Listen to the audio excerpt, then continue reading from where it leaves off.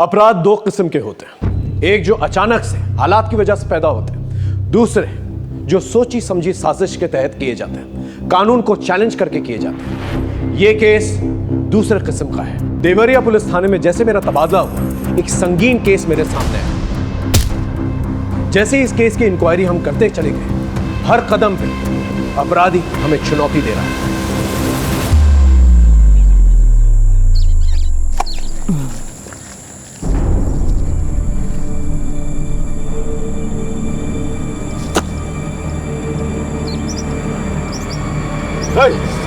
क्या कर रहा है तू यहाँ? अपनी खेत की मेड़ सही कर रहे हैं जो तुमने इतने सालों से बढ़ा के रखी हुई है। औकात में रहा अपने। औकात से ऊपर तो आप बोल रहे हो। एक तो हमारे खेत हड़प लिए, ऊपर से हमें धमकी दे रहे हो।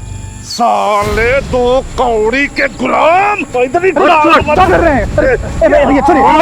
छोड़िए छोड़िए ना। आपको जैसा करना है वैसा कर लीजिए, हमको कोई परेशानी नहीं है। आप अपने हिसाब से मिड बांध लीजिए। क्या बाबूजी, आज फिर आप उन लोगों के सामने झुक गए? झुकने का बात नहीं है। जब दो आदमी झगड़ा करेंगे तो किसी ना किसी को तो हथियार डालना ही है ना। और झगड़ा करके क्या हासिल होगा? वैसे भी 2 गज जमीन हथियार लेगा तो कितना अनाज उगा लेगा? बाबूजी कुछ नहीं होता है। बात को समझते काहे नहीं तुम लोग? हैं? चलो काम करो अपना।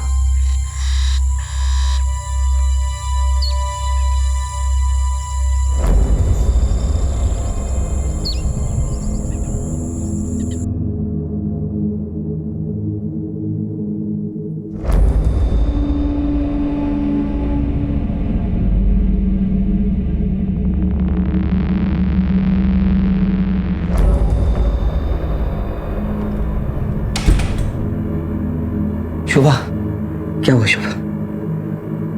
नहीं हुआ इस बार भी।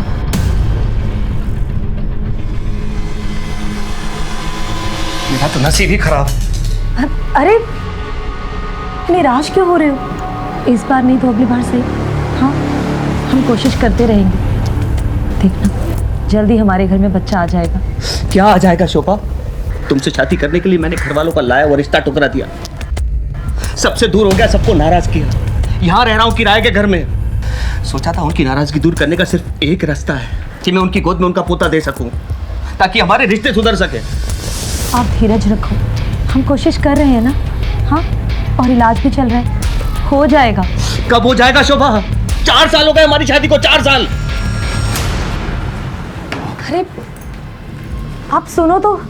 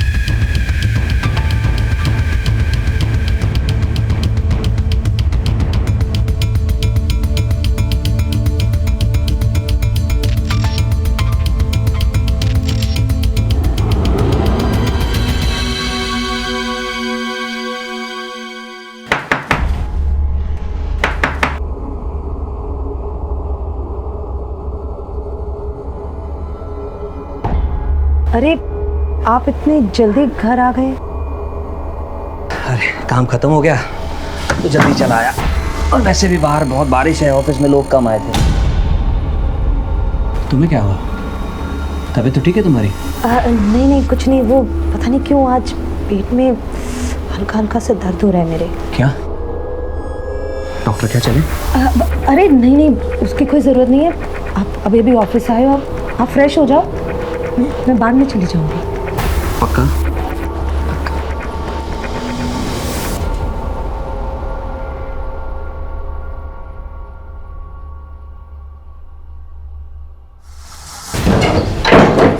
अरे अंदर कहाँ चले आ रहे हो? अरे कौन है? क्या बनता तू? चल घुसा पड़ता तेरे खान में।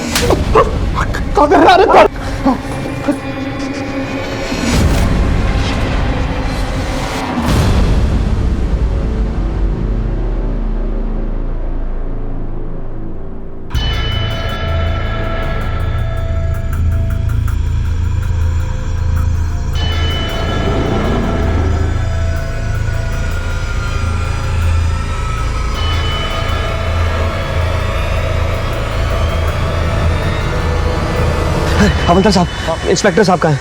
अंदर। कब गायब हुई? सर कल शाम से गायब है और स्कूटी लेके गई है सर। आप कहाँ रहते हैं? सर मैं बाजूपुर में रहता हूँ, लेकिन मैं नौकरी लखनऊ में करता हूँ। सर कल मैं नौकरी पे गया था तो वो घर पे थी, लेकिन मैं वापस आया तो वो घर पे नहीं थी। मैंने हर जगह ढूंढा, वो कहीं नहीं मिली सर। उसका फ़ोन भी ट्राई किया, लेकिन वो स्विच ऑफ है सर। हो सकता है किसी दोस्त या रिश्तेदार के घर गई हो। नहीं सर, मेरे अलावा उसका ज़िंदगी में और कोई भी नहीं है। हम अपनी कार्रवाई शुरू करते हैं। आप बाहर जाके कंप्लेंट दर्ज करवा दीजिए। Thank you sir. अभिषेक, ये फोटो और स्कूटी नंबर लेके सब जगह सर्कुलेट करो। सब। ला ला ला ला ला ला ला ला ला।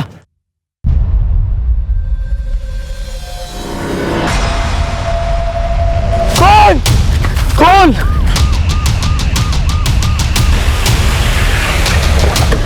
आइए सर। हटिए हटिए, बीच में से आप लोग हटिए।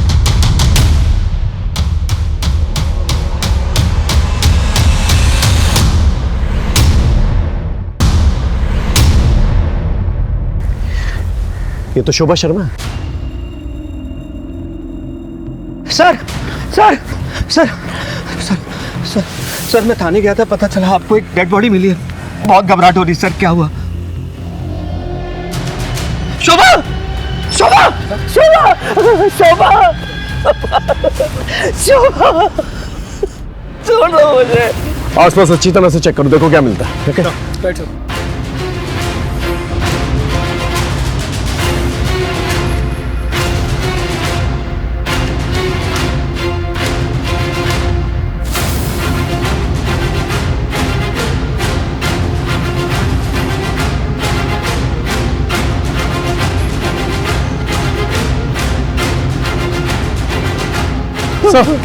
हाँ, ये टिफिन मिला सर।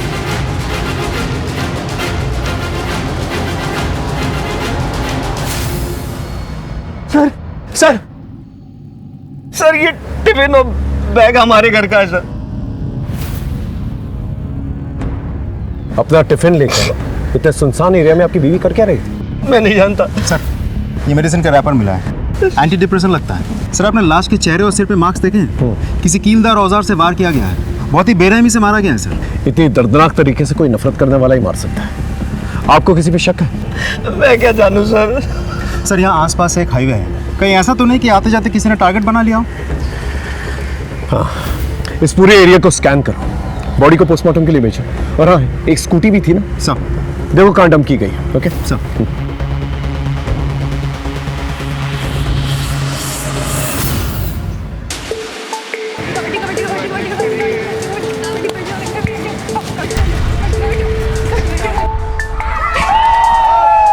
अब आखिरी खिलाड़ी बची है जिला परिषद टीम की काजल श्रीवास्तव। देखना है कि वो क्या कर पाती है। मैच तो लग रहा है जैसे महानगर स्कूल ने लगभग जीत ही लिया है।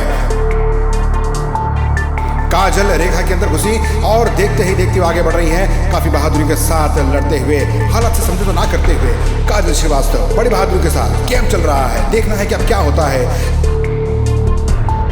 और इसी के साथ काजल को चारों तरफ से सबने घेर लिया है। देखते हैं काजल क्या कर पाती है। एक तरफ जिला परिषद टीम की उम्मीदें लगी हुई हैं, दूसरी तरफ महानगर टीम पूरे जोश में लगी हुई है। अब देखना है क्या होता है। इसी के साथ काजल श्रीवास्तव ने एक साथ सबको ढेर कर दिया। जिला परिषद टीम की जीत दर्ज की गई है। और आज की जीत का सेहरा जाता है काजल श्रीवास्तव को।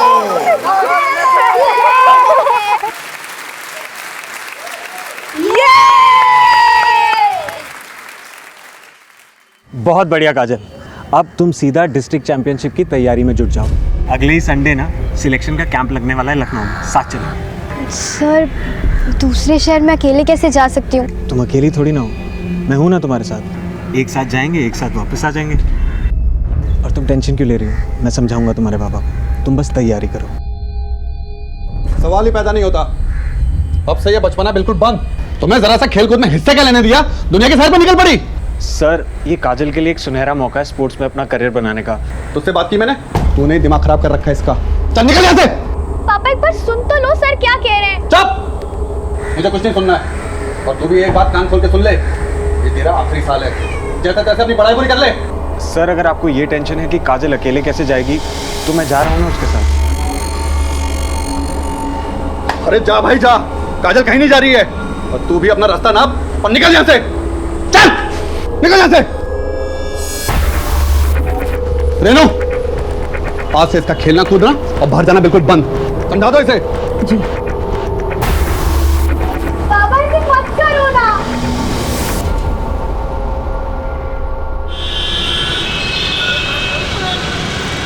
और भैया काम मिला कि नहीं?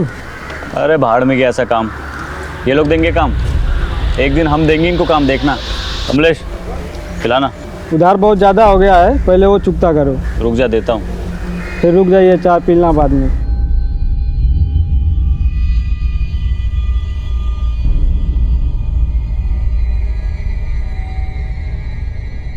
ये लो भैया चाय। रख दो।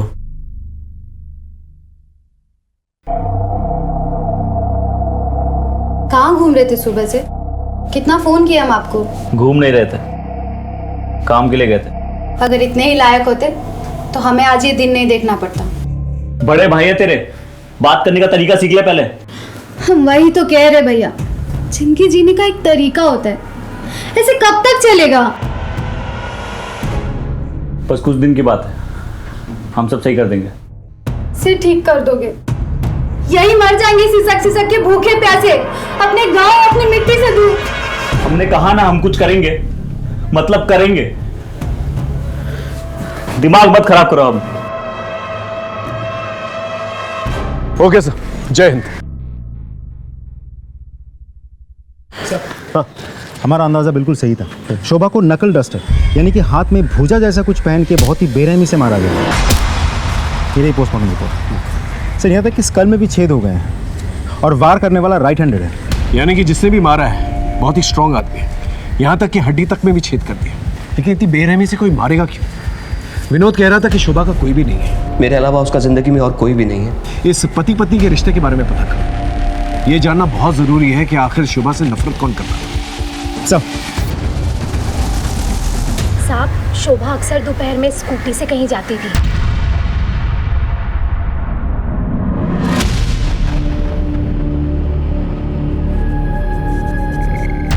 कहाँ जाती थी पता है आपको? नहीं पता। अच्छा एक बात बताइए, विनोद और शोभा के बीच आपसे रिश्ते कैसे थे? विनोद बहुत प्यार करता था शोभा से, लेकिन शोभा के गायब होने से एक दिन पहले मैंने उनके घर से झगड़े की आवाज़ें सुनी थी। मैं यहाँ हर कोशिश में लगा हूँ कि अपने परिवार को बच्चा दे दूँ, अब तुम मुझे बेवकूफ बना रही हो। अब तुम्हारी झूठ का पर्दाफाश हो गया, तुम्हारी डॉक्टर ने मुझे सब बता दिया। क्या? सब कुछ बता दिया? देखो विनोद, मैं तुम्हें भी सब कुछ बताने वाली थी, लेकिन मुझे बहुत डर लग रहा था कि कहीं तुम मुझे छोड़ के ना चल जाओ। इतना बड़ा झूठ, इतना बड़ा झूठ। तुम मुझे बेवकूफ बनाती रही और मैं बेवकूफ बनता रहा।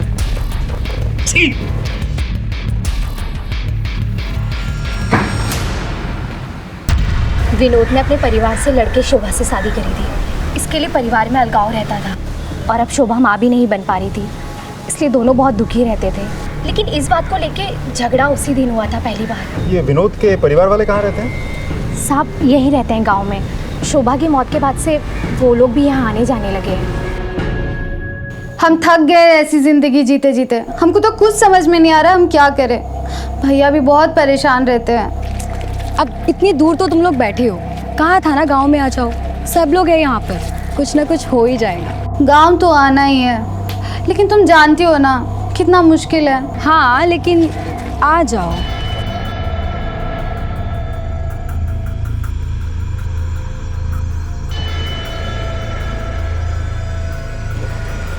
अच्छा मैं तुझे बाद में कॉल करती हूँ। हाँ हाँ ठीक है।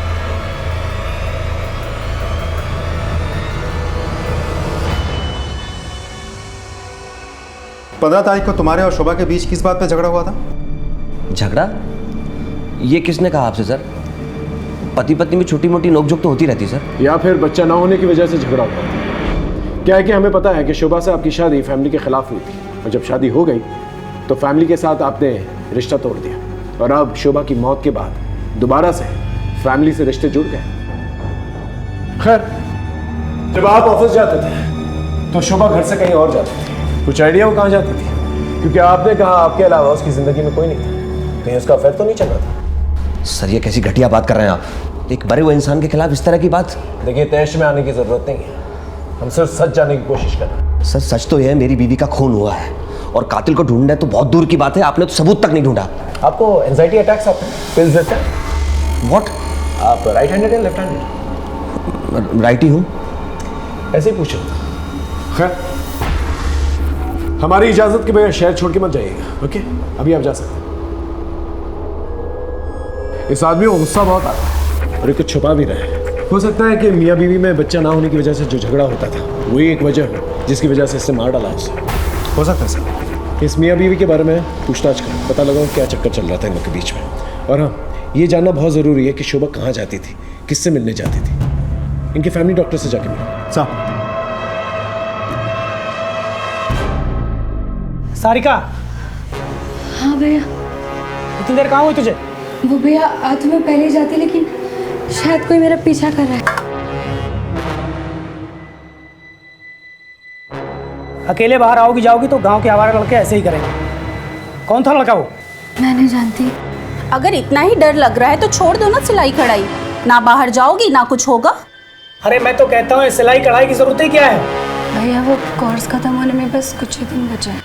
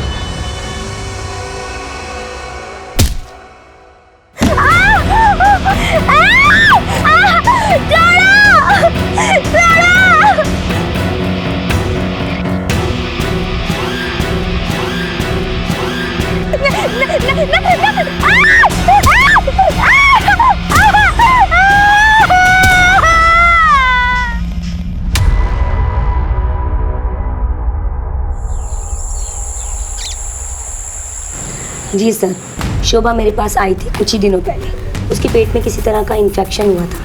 मैंने कुछ टेस्ट किए और उनकी रिपोर्ट्स भी चेक की। रिपोर्ट्स चेक करने के बाद मुझे पता चला कि शोभा अपने पति विनोद को धोखा दे रही है। कैसा धोखा? दरअसल सर, शोभा पहले से एक बच्चे की माँ थी और उसके बाद उसकी बच्चेदानी निकाली जा चुकी थी, जिसकी वजह से वो दोबारा प्रेग्नेंट नहीं हो सकती थी। मैंने शोभा से इस बारे में बात भी की थी। देखिए मैडम, ये बात सच है, लेकिन प्लीज़ आप विनोद को इसके बारे में कुछ मत बताइएगा। तुम भले ही अपने रिश्तों में धोखे का जहर घोल रही हो, लेकिन मैं अपने प्रोफेशन में बेईमानी कभी नहीं करूँगी। मुझे सब कुछ विनोद को सच सच बताना होगा। प्लीज़ मैडम, आप समझने की कोशिश कीजिए मैडम। मेरा इस दुनिया में कोई नहीं है, मेरा घर बर्बाद हो जाएगा मैडम।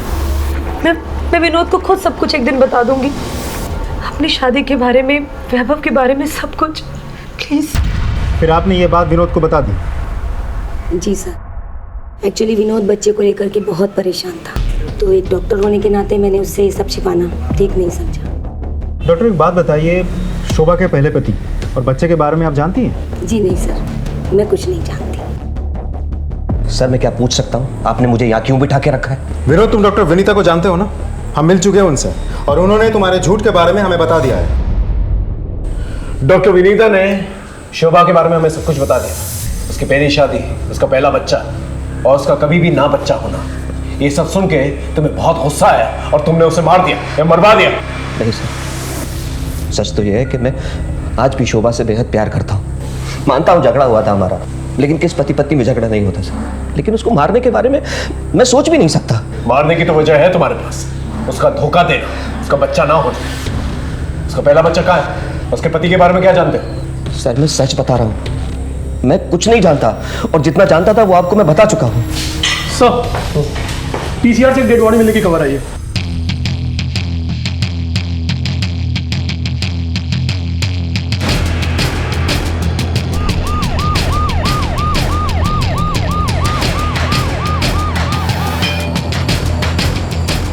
चलिए हटिए, चलिए हटिए सर। आसपास चेक करो, देखो क्या मिलता है। सर इस लड़की को भी लगभग वैसे ही मारा गया है। नकल डस्टर से चेहरे पे वार किए गए हैं और ये निशान देखिए सर, लगता है शायद उसके बाद किसी ने गला दबा दिया हो।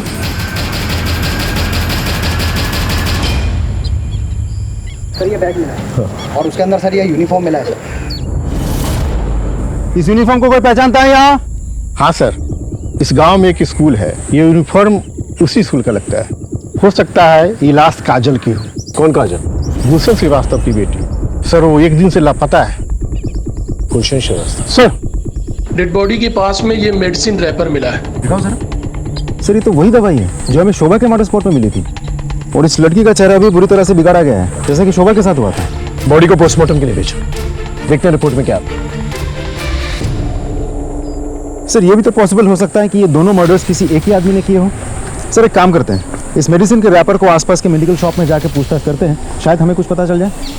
नॉट पॉसिबल अभिषेक, ये जो मेडिसिन है काफ़ी कॉमन मेडिसिन है, काफ़ी लोग इस्तेमाल करते होंगे इसका। इतने से एविडेंस के साथ कल्प्रिट तक पहुंचना थोड़ा मुश्किल होता है, हमें कोई और रूट लेना होगा। उस गुलशन का पता ले लो, ठीक है? चल। आपकी बेटी गायब हुई थी, आप पुलिस वालों के पास क्यों नहीं आए? क्या करते साहब, ढूंढा उसे जाता है जो गुम हो जाए, जो भाग जाए उसे क्या ढूंढना साहब। सर ये लेटर छोड़ के गई है, भाग गई उस मास्टर अशोक के साथ। मैं उसके पास भी गया था साहब, लेकिन वो नहीं माना। क्या करता, पुलिस में रिपोर्ट करता तो बेइज्जती होती, इसलिए बैठ गया चुपचाप। अशोक ने क्या बताया था?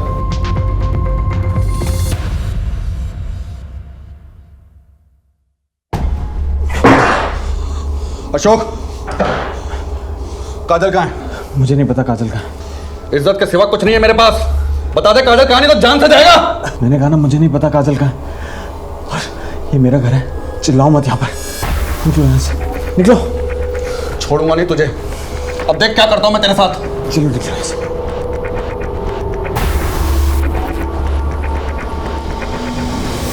कहाँ रहता है ये कोच?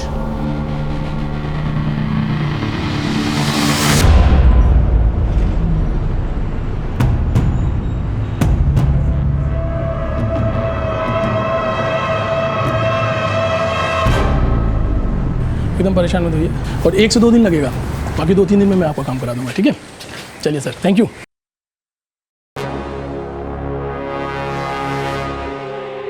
जी बताइए। सर अगर कोई पीछा कर रहा हो तो कंप्लेन कहाँ लिखानी है? यहीं पुलिस स्टेशन में। वैसे कौन पीछा कर रहा है? सर पता नहीं। उसका हुलिया याद है जिससे हम उसका स्केच बनवा सकें? नहीं सर। आप परेशान मत हो, एक हेल्पलाइन नंबर है, आप इसको नोट कर लीजिए। Thank you.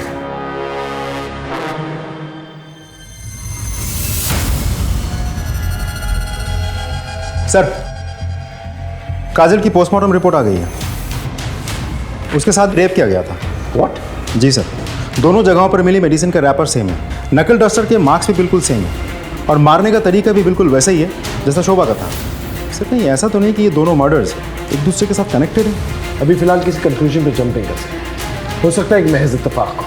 कुछ और इन्फॉर्मेशन मिली? जी सर, जिस रात काजल घर से भाग गई थी उस रात उसने अपने कोच अशोक को फ़ोन किया था। ये रही उसके कॉल डिटेल्स। लेकिन सर अब अशोक अपने घर से फरार है। इसका मतलब गुलशन ने जो इल्ज़ाम लगाया था कि अशोक ने ही मदद की थी काजल को भगाने में, वो सच थी। गांव में कुछ और पता चला? नहीं सर, ना ही स्कूल से कोई और सस्पेक्ट मिला। आसपास के पुलिस थानों में पता करो कोई सेक्सुअल ऑफेंडर है कि नहीं, उसका नाम रिकॉर्ड में ज़रूर होगा। और इस अशोक के बारे में पता करो। जी सर, हमारी टीम ने अशोक की फोटोग्राफ्स हर जगह सर्कुलेट कर दी है। ज़्यादा दिनों तक वो बच नहीं पाएगा। उसके घर पे भी हमारी नज़र है।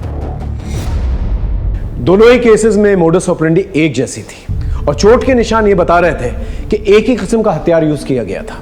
लेकिन दोनों अलग अलग गांव होने की वजह से अलग अलग तरीके से छानबीन कर रहे थे हम लोग। शोभा की निजी जिंदगी और काजल की निजी जिंदगी सीधी नहीं थी, इसलिए हमने उनके परिवार के हर एक सदस्य पे नजर रखी हुई थी। और इसी छानबीन के दौरान एक ऐसा राज सामने आया जिसने हमारी केस की दिशा बदल दी। सर, ये रहा बच्चा, इसी का नाम वैभव है। ये शोभा का बेटा है। शोभा अक्सर इससे मिलने यहाँ आया करती थी। वैभव बेटा, कैसा है तू? मैं ठीक हूँ। कितना कमजोर हो गया? मम्मी, मुझे आपके बगैर मन नहीं लगता। जल्दी तुझे यहाँ से ले जाऊंगी। मैं तेरा मनपसंद खाना लेकर आई हूँ।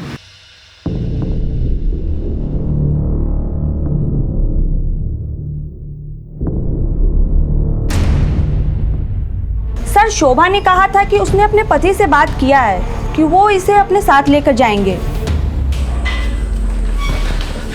क्या हुआ सर? क्या हुआ? चल चल बैठ बैठ बैठ, आराम से बैठ, हम तुझे बताते हैं क्या। पहले तू हमें ये बता, ये कौन? सर ये तो मेरे दोस्त गुलशन की बेटी है सर। इसका मर्डर। क्या मर्डर? बिल्कुल उसी तरह जिस तरह से शोभा का हुआ। लेकिन सर आप ये मुझे क्यों बता रहे हैं? इसे पहचानता है? नहीं सर, इसे नहीं जानता मैं। ये शोभा का बेटा है जिसकी वजह से तूने शोभा को मार दिया। सर सच सच बता, उस दिन क्या हुआ? बस सर, मैं कसम खा रहा हूँ, मैं नहीं जानता था ये शोभा का बेटा है सर। उस दिन हॉस्टल जाते वक्त उसने हॉस्टल की वार्डन को सब कुछ बता दिया था कि उसने तुझे सब कुछ बता दिया। सच बोल। सर वो मेरे दिमाग से निकल गया। बताया था उसने सर मुझे, मैं भूल गया था सर। मुझे माफ कर दो विनोद, मैंने तुमसे कुछ झूठ नहीं बोला, सिर्फ सच छुपाया विनोद। मेरी शादी पूरी तरह से बर्बादी थी। विनोद, तुम वैभव को अपना लो विनोद, प्लीज। मैं वैभव को तुम्हारे पास ले आती हूँ विनोद।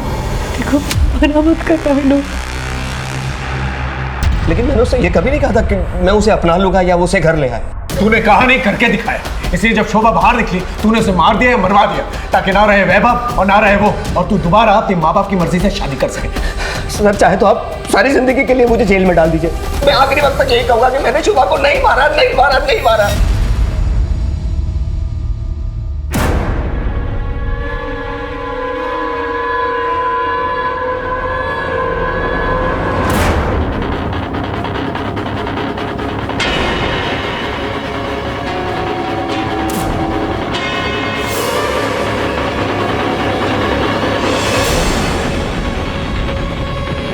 सर अशोक को लखनऊ के गोमती नगर एरिया में देखा गया है, लेकिन एक इंटरेस्टिंग बात है, वो एक मेडिकल स्टोर से दवाई चुरा कर भाग रहा है क्योंकि उसके पास डॉक्टर का प्रेस्क्रिप्शन नहीं था। गोमती नगर पुलिस से कोऑर्डिनेट कर, वहीं कहीं छुपा पाओगे। जी सर, हमारी खबरें टीम और पुलिस टीम दोनों ही उसके पीछे पड़ी है, ज़्यादा दिनों तक छुप नहीं पाएगा। शोभा का मर्डर सस्पेक्ट विनोद हमारी गिरफ्त है, लेकिन फिर भी हम उससे कुछ उगलवा नहीं पाए। अब देखते हैं काजल का मर्डर सस्पेक्ट क्या करता है।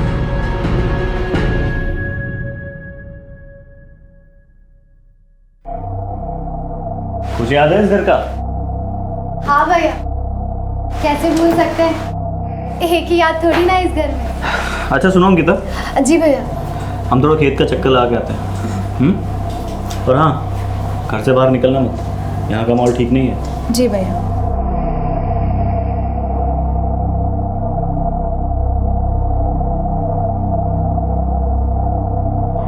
अच्छा चलो गैस करो हम कहाँ हैं। तेरी आवाज़ बता रही है कि तू गाँव में है। अरे बिल्कुल सही जवाब। बता फिर कब मिल रही है? अरे इसीलिए तो हम फोन किए हैं। शाम को नदी के पास मिलते हैं। ओके।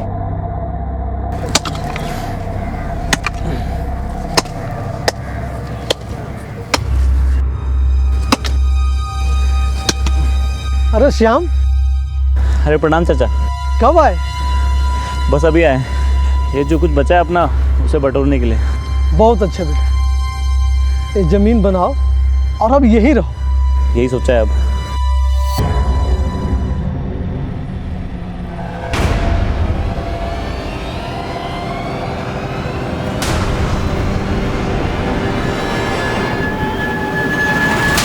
सर माफ कर सर, मैंने किसी को नहीं मारा है सर। अच्छा, तो फिर भाग क्यों रहा था और दवा क्यों चुराई? सर मैं अस्थमा का पेशेंट हूँ, मर जाता अगर ये दवा नहीं चुराता। और वो मेडिकल वाला प्रिस्क्रिप्शन मांग रहा था। और रहा सवाल भागने का, तो गुलशन जी को शक था कि काजल को मैंने भगाया है। और जब काजल की लाश मिली तो मैं डर गया कहीं गुलशन जी मुझे ना फंसा दे, इसलिए मैं भाग रहा था सर। तो उस रात काजल ने फोन क्यों किया था? हाँ सर ये बताने के लिए कि वो घर से भाग रही है। कैंप के लिए भागने वाली लड़की कैंप तक नहीं पहुंची। और किसको पता था इसके बारे में? सर उसके छोटे भाई आशु को भी पता था। उसने उसे बताया था घर से जाने से पहले। ये बात उसने मुझे फोन पे बताई थी। हाँ सर, मैं जानता था। दीदी, ये जो तुम कर रही हो ना, बिल्कुल ठीक नहीं है। मैं जा रहा हूँ बाबा को उठाने के लिए। आशु देख, अगर तूने पापा को कुछ भी कहा तो तू मेरा मरा हुआ मुंह दिखेगा। इतनी मुश्किल से ऐसा मौका हाथ लगाए, तो वो दिन की तो बात है, मैं आ जाऊंगी वापस। पापा की जितनी मार खानी होगी ना खा लूंगी, लेकिन तू चुप रहना। खा मेरी कसम, तू पापा को कुछ नहीं कहेगा।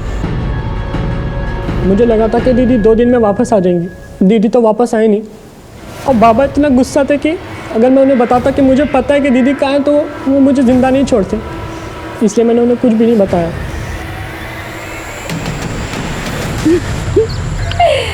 सब कुछ कितना बदल गया नहीं?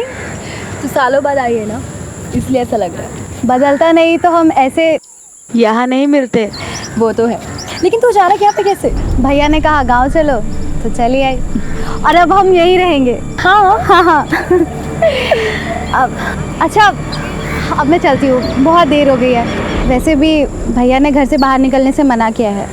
हाँ, वैसे भी आजकल इस गांव के हालात कुछ ठीक नहीं है। तो एक काम कर, तू भी निकल और मैं भी चलती हूँ। ठीक है, बाय।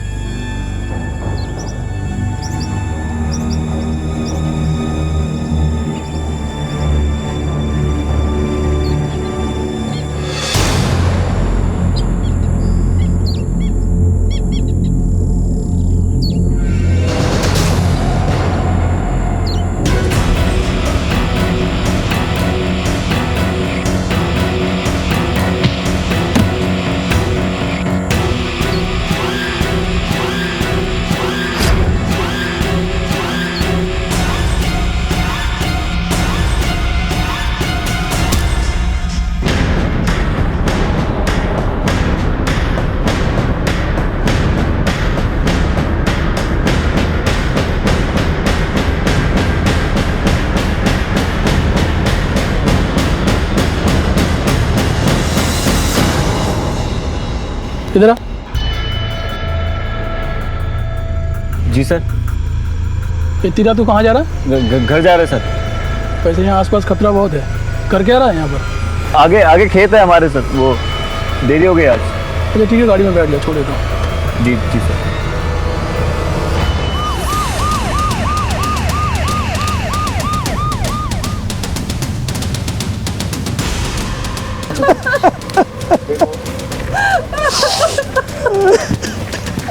आप लोग हटिए प्लीज, हटिए। साइड में, साइड।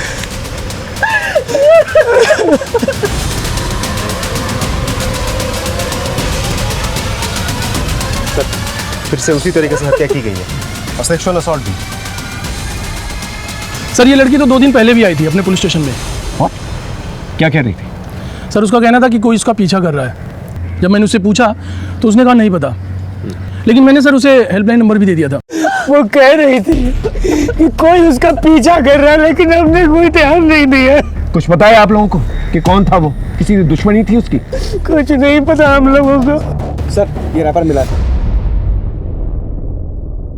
सर ये रैपर देखिए, बिल्कुल ऐसा ही मेडिसिन का रैपर हमें शोभा के मर्डर स्पॉट पर भी तो मिला था। जिस बेरहमी से मारा गया ऐसे किसी साइको किलर का ही काम हो सकता है। या तो ये तीनों की तीनों मर्डर्स जो हैं कनेक्टेड है, या फिर अनफॉर्चुनेटली ये तीनों की तीनों वो साइको किलर की नज़र में आ गए थे। पॉसिबल है सर, क्योंकि सिर्फ मर्डर करना या रेप करना उसकी मंशा नहीं हो सकती। अब लगने लगा है कि किलर हमें चुनौती दे रहा है और हमारी हर एक मूवमेंट पे नज़र रखा। सर कल शाम में जब मैं इधर पेट्रोलिंग पर था तभी उधर से एक आदमी आ रहा था। कौन था? सर उसने ये सब तो नहीं बताया, लेकिन उसने एक बात बताई थी कि उसका आसपास के एरिया में ज़मीन है। इस पूरे एरिया में जितने लोगों की ज़मीन है ना, उन सब से पूछताछ करो और उस आदमी के बारे में ही पता करो, शायद उसे कुछ पता। इसकी फोटो लो और आसपास के एरिया में पूछताछ करो। ये कह रही थी कोई इसका पीछा कर रहा है, पता करो, शायद किसी ने कुछ देखा। ओके, और बॉडी को पोस्टमार्टम के लिए भेजो।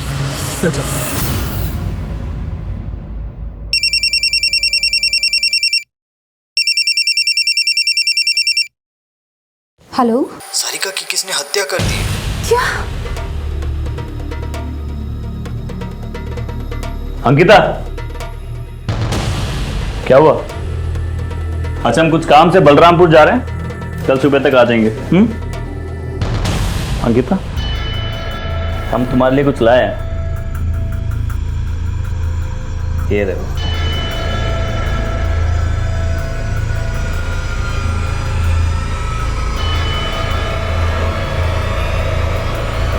वैसे भी आजकल इस गांव के हालात कुछ ठीक नहीं है, तो एक काम कर, तू भी निकल और मैं भी चलती।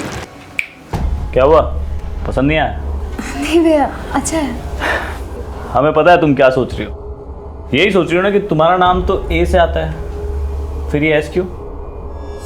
सच बताए, हमने हमारे लिए लिया था, पर क्या है, अब तुम रख लो। चलते हैं।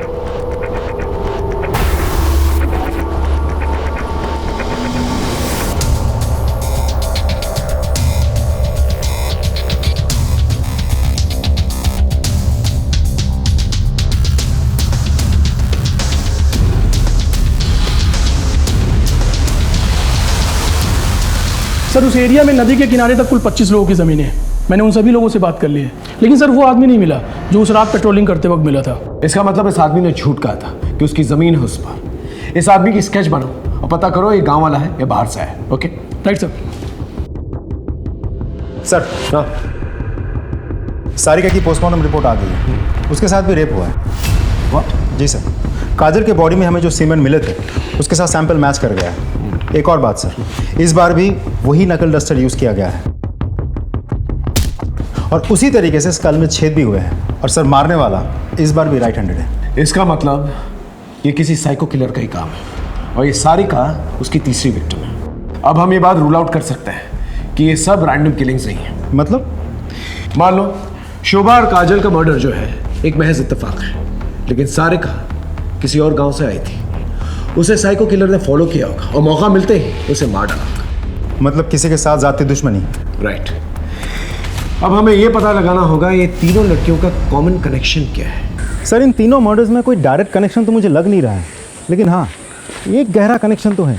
काजल के पिताजी गुलशन, शोभा का हस्बैंड विनोद और सारिका का भाई मनोज, तीनों ही दोस्त हैं और दोस्ती बहुत गहरी है सर। यानी कि ये तीनों के तीनों जो दोस्त हैं, इनके साथ एक ही हादसा होता है। सर, हाँ, उस आदमी का स्केच बन गया। स्केच को सब जगह सर्कुलेट और मनोज और गुलशन को थाने बुलाओ। Right sir. तुम तीनों से जो सवाल मैंने अलग अलग पूछा था, अब साथ में मिलकर पूछ लो। तुम तीनों का कोई तो दुश्मन है जो तुम लोगों से दुश्मनी निकाल रहा है। कुछ आइडिया कौन है वो? नहीं है। इसे पहचानते हो?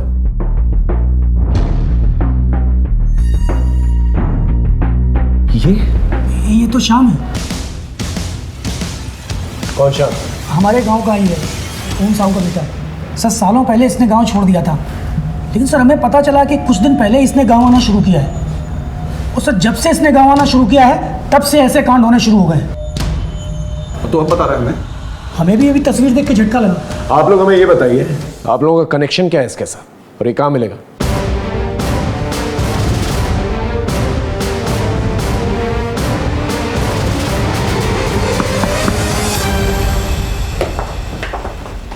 भैया घर पर नहीं। तुम्हें कैसे मालूम तुम्हारे भैया से मिलना है? ये मेरी सहेली सारिका का लॉकेट। ये लॉकेट तो सारिका का है। शाम का है? भैया बलरामपुर को। बलरामपुर? बलरामपुर में तो मेरी बहन स्नेहा रहती है, मैंने बताया था ना आप लोगों से। चलो बलरामपुर सब।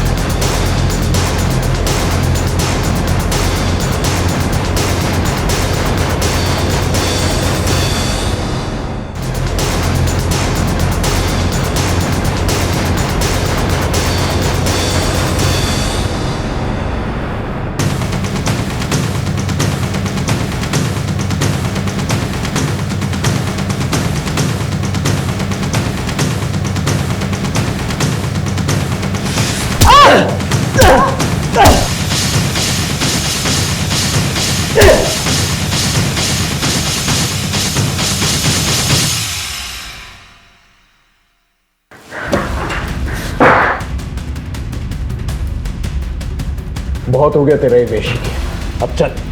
आप लोग क्यों आ गए? हम आने वाले थे। चल लेकिन चला सर। Call ambulance. हाँ, हम नहीं मारा है सबको, ले लिया अपना बदला। कौन सा बदला? हमारी जिंदगी बर्बाद करने। उस विनोद, गुलशन और मनोज ने मिलके 4 साल पहले स्नेहा को लेकर हमारी जिंदगी बर्बाद कर दी।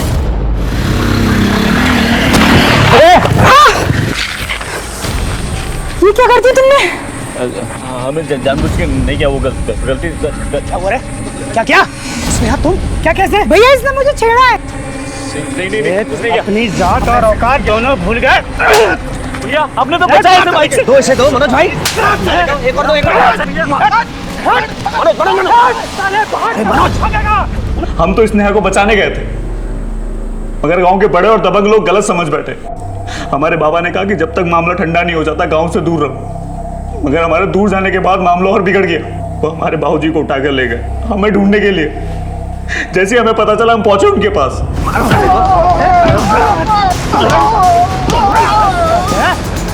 मार साले को।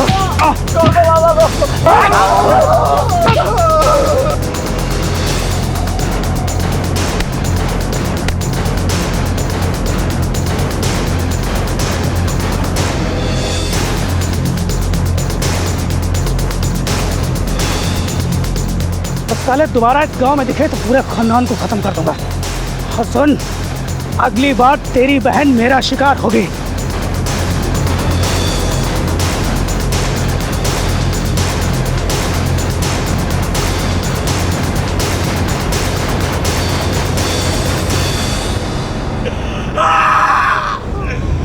मारपीट से ज्यादा उन्होंने हमारे बाबा की दिल पे चोट पहुंचाई। एक चींटी नहीं मारी थी उन्होंने, जानवरों जैसा व्यवहार किया उनके साथ। वो हमारे बाबा की आत्मा तो उसी दिन मर गई थी, वो तो बस जी रहे थे। हड्डियां पकड़ ली थी उन्होंने, एक दिन से सक के दम तोड़ दिया।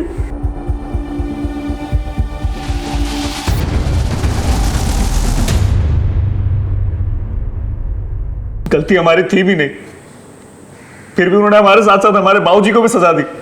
तभी हमने सोच लिया कि बदला तो लेंगे। बदला लेना ही था तो गुलशन, मनोज और विनोद से ले। उन 3 निर्दोष औरतों ने क्या किया? ये बात आप उनसे जाके पूछो ना। अगर उन्हें कोई बात करनी थी तो हमसे क्यों नहीं की? हमारे निर्दोष बाप को क्यों घसीटा बीच में? हम भी जताना चाहते थे उन्हें कि अपने सामने अपनों को मरता हुआ देख के कैसा लगता है। इसीलिए सबसे पहले हमने विनोद की बीबी शोभा को मारा, फिर गुलशन की बेटी काजल को, फिर मनोज की छोटी बहन सारिका को, और फिर स्नेहा को। हमारे बाबा के आत्मा को अब शांति मिल गई होगी। अब आप हमें फांसी दो या जिंदगी भर जेल में रखो, कोई फर्क नहीं पड़ता। फांसी तो तुझे होगी, लेकिन एक बात बता देता हूं तुझे, तूने जो किया है ना, उसकी वजह से तेरे बाबा की आत्मा को कभी भी शांति नहीं मिलेगी।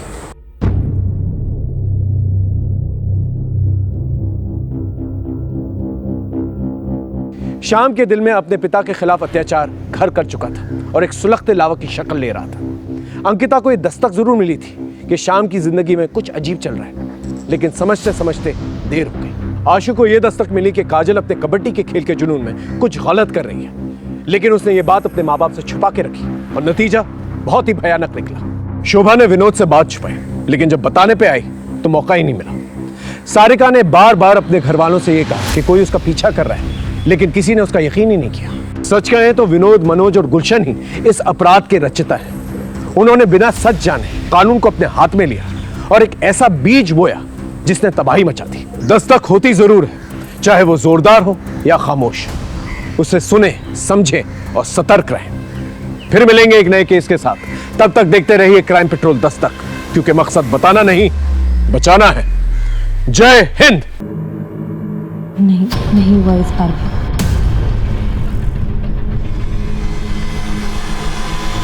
मेरा तो नसीब ही खराब।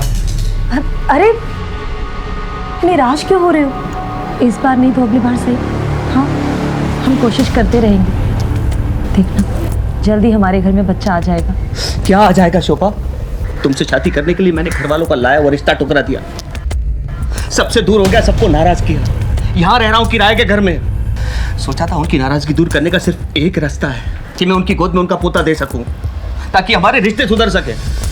आप धीरज रखो, हम कोशिश कर रहे हैं ना। हाँ, और इलाज भी चल रहा है, हो जाएगा। कब हो जाएगा शोभा? 4 साल हो गए हमारी शादी को, 4 साल। अरे आप सुनो तो।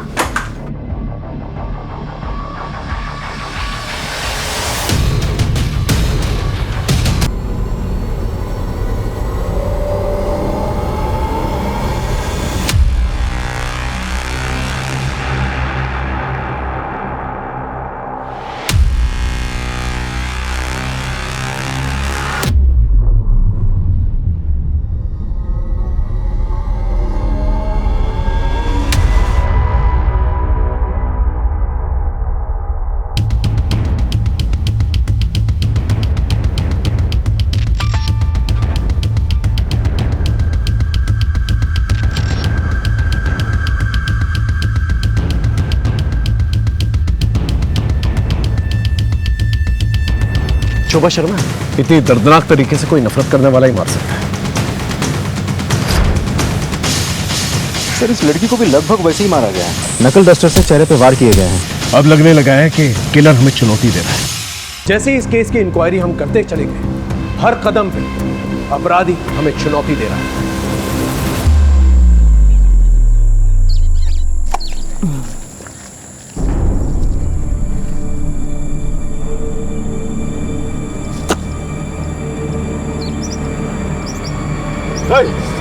क्या कर रहा है तू यहाँ? अपनी खेत की मेड़ सही कर रहे हैं, जो तुमने इतने सालों से बढ़ा के रखी हुई है।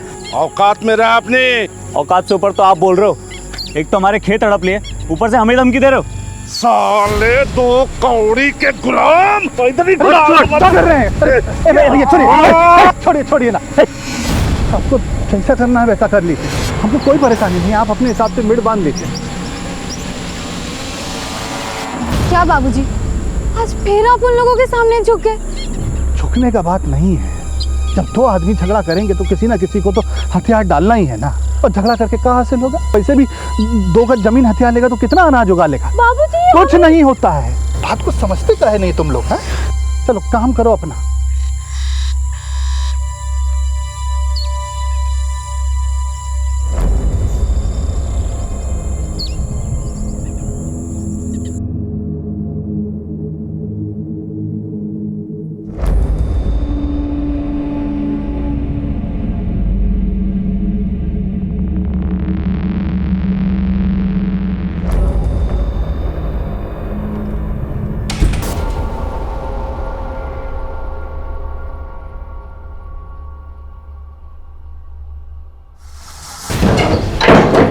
अरे अंदर कहाँ चले आ रहे हो? अरे कौन है? क्या बनता तू? अब आखिरी खिलाड़ी बची है जिला परिषद टीम की काजल श्रीवास्तव। देखना है कि वो क्या कर पाती है। मैच तो लग रहा है जैसे महानगर स्कूल ने लगभग जीत ही लिया है। काजल रेखा के अंदर घुसी और देखते हैं। अब तुम सीधा डिस्ट्रिक्ट चैंपियनशिप की तैयारी में जुट जाओ। अगले ही संडे ना सिलेक्शन का कैंप लगने वाला है लखनऊ में, साथ चलो। सर दूसरे शहर में अकेले कैसे जा सकती हूँ? तुम अकेली थोड़ी ना हो, मैं हूँ ना तुम्हारे साथ। एक साथ जाएंगे, एक साथ वापस आ जाएंगे। और तुम टेंशन क्यों ले रही हो? मैं समझाऊंगा तुम्हारे पापा को, तुम बस तैयारी करो। सवाल ही पैदा नहीं होता। अब से ये बचपना बिल्कुल बंद। तुम्हें जरा सा खेलकूद में हिस्से क्या लेने दिया? दुनिया के सर पर निकल पड़ी। सर ये काजल के लिए एक सुनहरा मौका है स्पोर्ट्स में अपना करियर बनाने का। तुझसे बात की मैंने? तूने दिमाग खराब कर रखा है इसका। चल निकल यहाँ से। पापा एक बार सुन तो लो, सर क्या कह रहे हैं। चुप, मुझे कुछ नहीं सुनना है। और तू भी एक बात कान खोल के सुन ले, ये तेरा आखिरी साल है। जैसे तैसे अपनी पढ़ाई पूरी कर ले। सर अगर आपको ये टेंशन है कि काजल अकेले कैसे जाएगी, तो मैं जा रहा हूँ ना उसके साथ। अरे जा भाई जा, काजल कहीं नहीं जा रही है। और तू भी अपना रास्ता नाप और निकल यहाँ से। चल निकल यहाँ से। रेनू, आज से इसका खेलना कूदना और बाहर जाना बिल्कुल बंद। समझा दो इसे। जी। पापा इसे मत करो ना।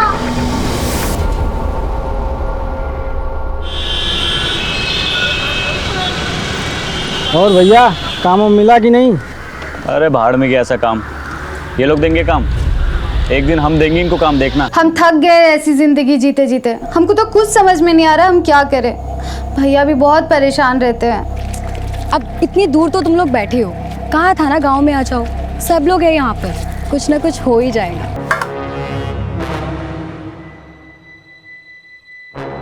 अकेले बाहर आओगी जाओगी तो गांव के आवारा लड़के ऐसे ही करेंगे। कौन था लड़का वो? मैं नहीं जानती। अगर इतना ही डर लग रहा है तो छोड़ दो ना सिलाई कढ़ाई। ना बाहर जाओगी ना कुछ होगा। अरे मैं तो कहता हूँ सिलाई कढ़ाई की जरूरत ही क्या है? भैया वो कोर्स खत्म होने में बस कुछ ही दिन बचे।